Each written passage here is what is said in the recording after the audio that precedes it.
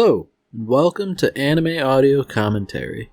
Today I'll be commenting on episode 7 of My Hero Academia. If you'd like to watch along, then start watching now. So last we left off, the students were taking part in this sort of assignment where it's like, heroes and villains style capture the flag. Midoriya had come into conflict with Bakugo, and, understandably, he decided not to use his quirk so far, seeing as how he would very likely, turn Bakugo into pulp and destroy his arm in the process. But what I really like is that he's managing to hold his own using only rudimentary martial arts to his advantage. Well, I guess, rudimentary martial arts and his understanding of what his opponent is going to do.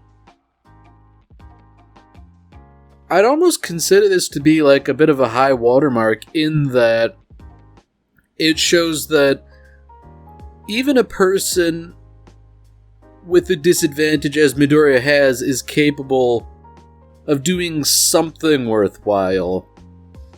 Even if a quirk would make him a better hero, he certainly has capabilities now.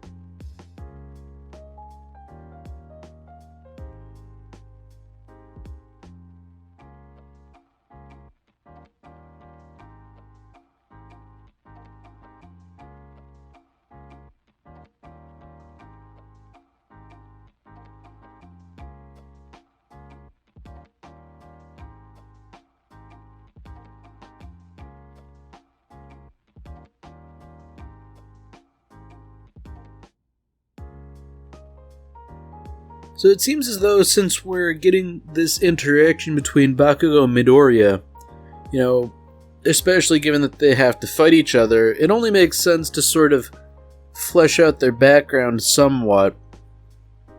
It seems to me that Midoriya's in a bit of a weird position where clearly this guy was a jerk and would pick on him frequently, but seeing as how he was just one of the neighborhood kids, I guess he really had no choice but to hang out with him, maybe not no choice, but, when you're a kid, you're sort of, limited to, like, the kids in your vicinity, I guess.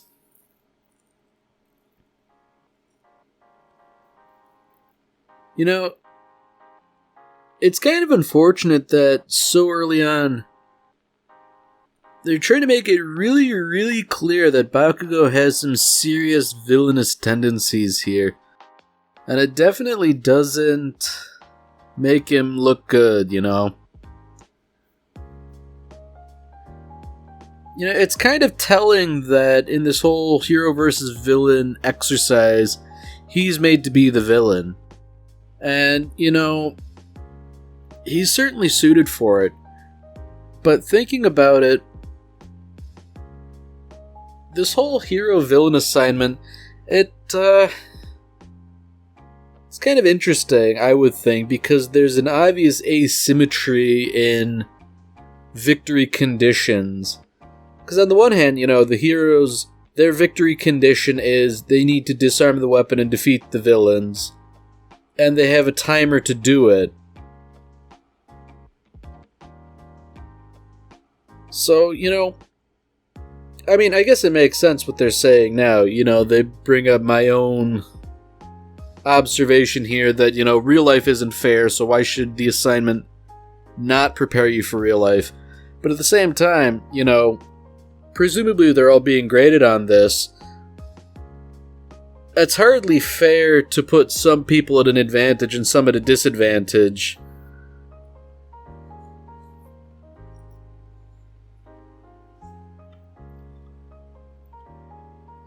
This is a nice little piece of, pretty good writing, I would say. It's sort of showing how Midoriya, he's sort of used to not having a superpower to work around with, so he sort of has to use his brain instead. And seeing as how he witnessed Eraserhead use essentially a scarf to sort of restrain people, he's applying the techniques he observed into his own fighting style. I also like how this sort of unwillingness to use his power is sort of treated as, I don't know, like self-restraint or judiciousness. Like the obvious drawback is that he will hurt himself and likely others if he cuts loose. But seeing as how that's a factor, he really has to use his noggin.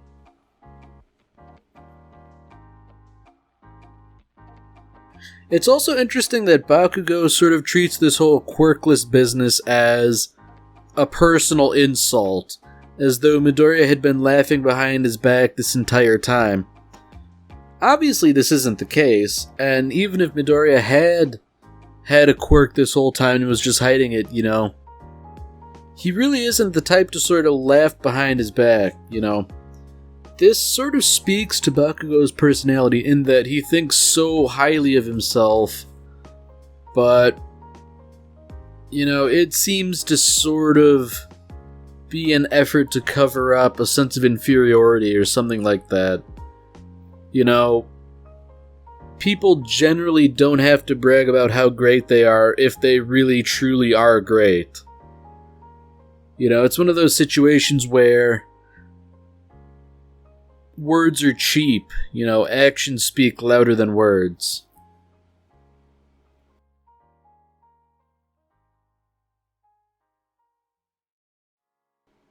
So it's nice that Midoriya is thinking tactically about things, and that really the only way to go about doing things is for him to sort of hold off Bakugo for now and hope that Uraraka can make her way to the weapon.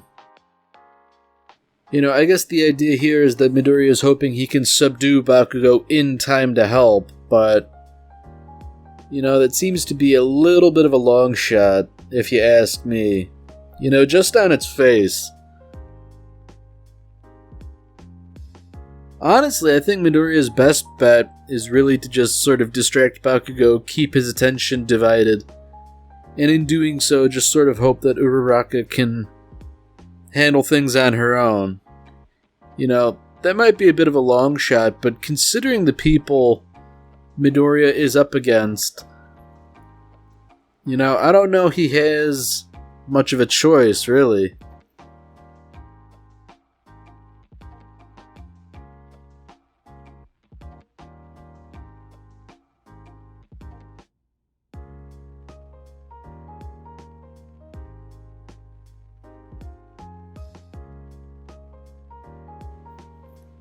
So it seems that, even from an early age, Bakugo really was just kind of a jerk. And, some of it is he's fairly precocious, It seems like he could read before his peers, and therefore he was able to sort of pick on people in a new dimension that nobody was able to really fight back with.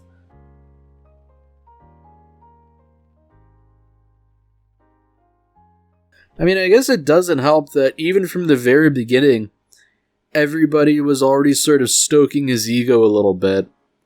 I mean, I guess they couldn't have known, but I don't know, it doesn't really seem like a great idea to me to sort of tell, like, a little kid that they are really, really great, Like, it's one thing to sort of praise them proportionally or in accordance with reality, but to just sort of praise them endlessly or to an exaggerated degree, you're really just sort of setting the kid up for trouble in the future.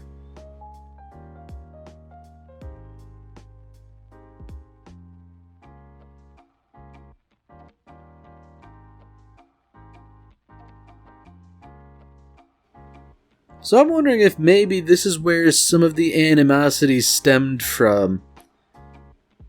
Bakugo's other friends, they didn't really do anything to potentially help him, whereas Midoriya did, and while he didn't end up needing the help, it's sort of a gesture that indicates the various personalities of the parties involved.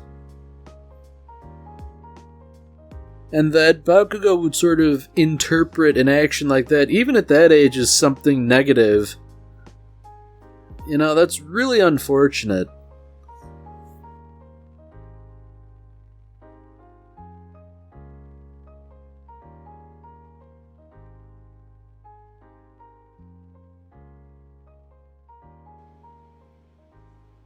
So Uraraka has indeed found the weapon, and Ida, who's just sort of talking to himself. I do think he's a bit of an interesting character. He's very, he's very serious, He doesn't have much of a sense of humor, he takes things seriously. He's earnest in kind of a silly way. He's getting into this sort of villainous role, and in doing so, I feel like he's sort of emulating a villain like you'd see on Power Rangers or something like that, a Super Sentai villain. It's definitely silly and hammy, but, I like it. If nothing else, I like how much he's getting into it.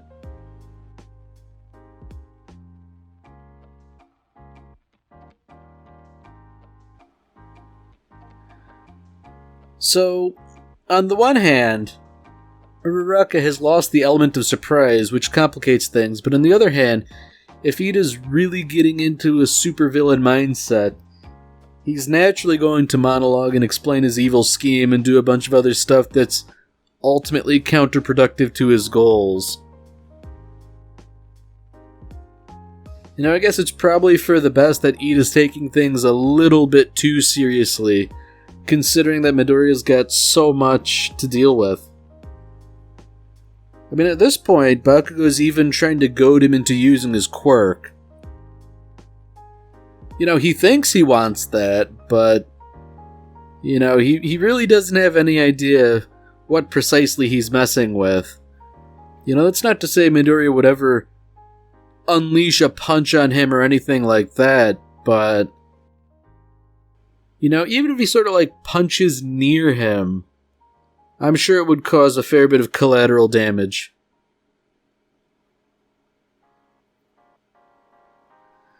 So even if Midoriya is hesitant to use his powers, Bakugo isn't. He's actually using some serious firepower. And, I feel like at this point, stopping the assignment wouldn't be out of the question, All Might said, Bakugo, don't you do it, and he did it. So I feel like maybe intervening is not out of the question here, but I don't know. I mean, All Might does have limitations that he has to be mindful of, so, maybe he can't intervene. But that said, things are certainly getting out of hand, and he's the authority here.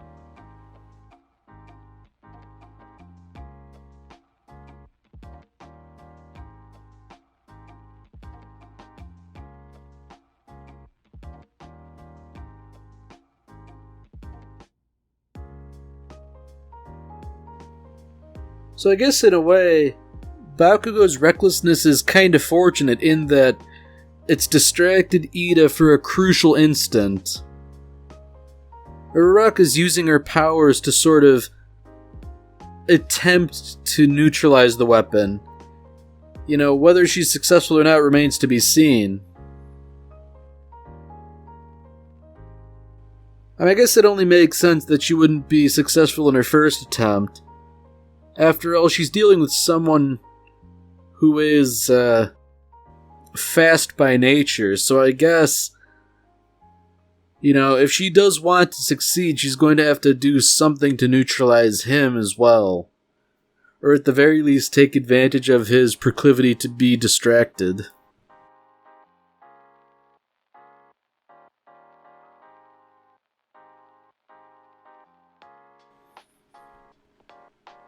So, it seems like the situation is pretty bad all around. Because on the one hand, Midoriya is not safe at short range or long range, and Uraraka's not in any position to really tie things up on her end either.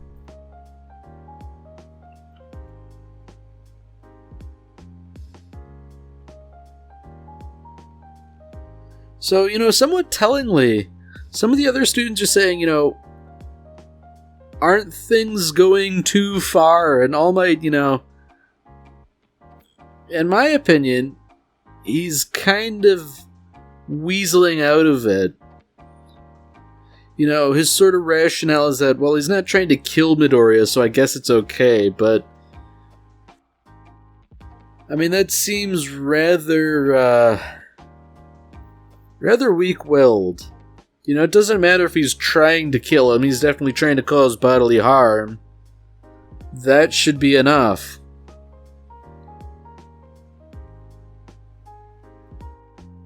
So unfortunately, it seems like Midoriya might be in a position where he is going to have to use his quirk after all.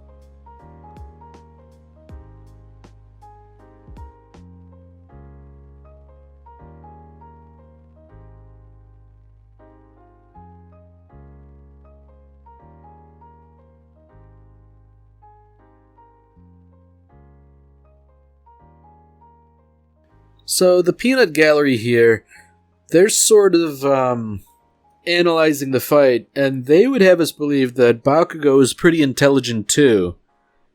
You know, he hasn't proven to be quite as smart as Midoriya, but if he's able to sort of move as he has demonstrated himself to be able to, that involves, I guess, an intuitive understanding of physics.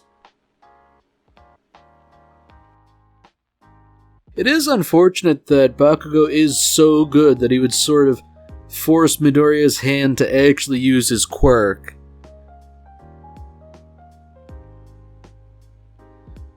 I mean, at this point, everybody's really starting to notice here that Bakugo doesn't have to do any of what he's doing.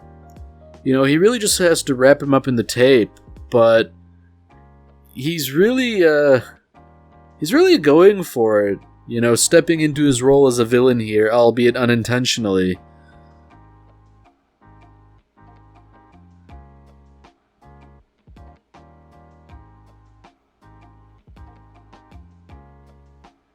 I mean, everybody's sort of ascribing Midoriya's running away as to possibly having a plan, considering how resourceful he's proved so far, but I mean, he does have a plan, you know. It'll likely just shatter his arm.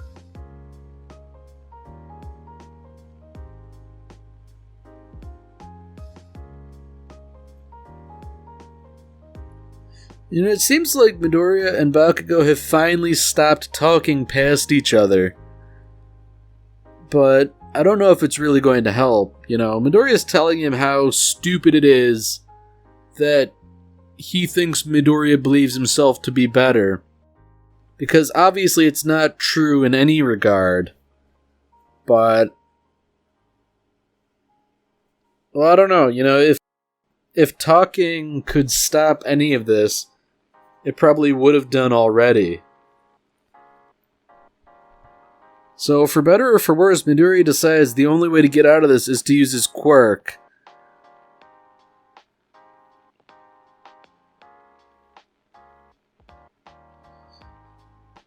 You know, in retrospect, this really is a pretty big failing on All Might's part, considering that he does have a responsibility to intervene and stop something like this.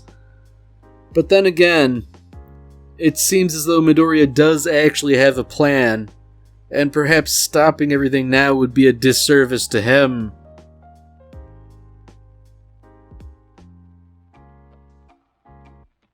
So there we have it. You know, Midoriya, he wasn't going to punch Bakugo. He actually punched upward, blasting a big column through the building, presumably giving Uraraka the opportunity she needs to disarm the bomb.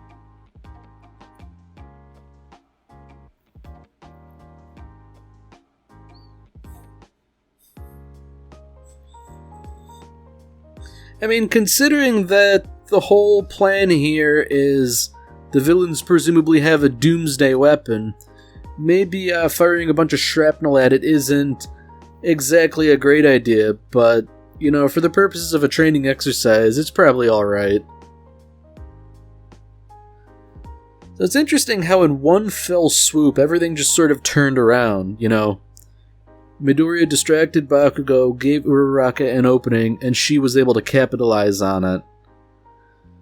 So, you know, if Midoriya was trying to get Bakugo to calm down, this certainly wasn't the way to do it, you know.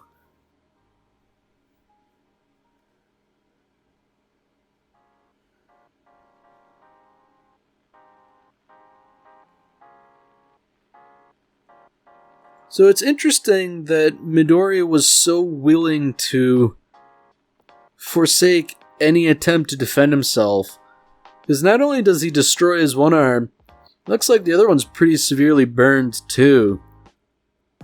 Like, I'd imagine that's gotta hurt a fair bit, but I think it speaks to his determination, if nothing else, that he's able to sort of willingly do this.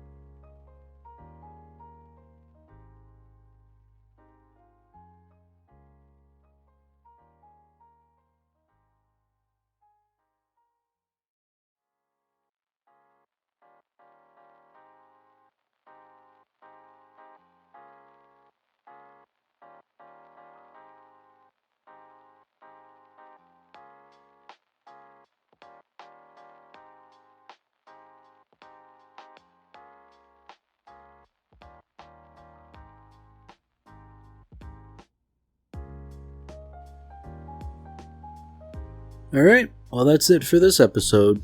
If you've enjoyed it, then by all means, tune in for the next one. See you, Space Cowboy.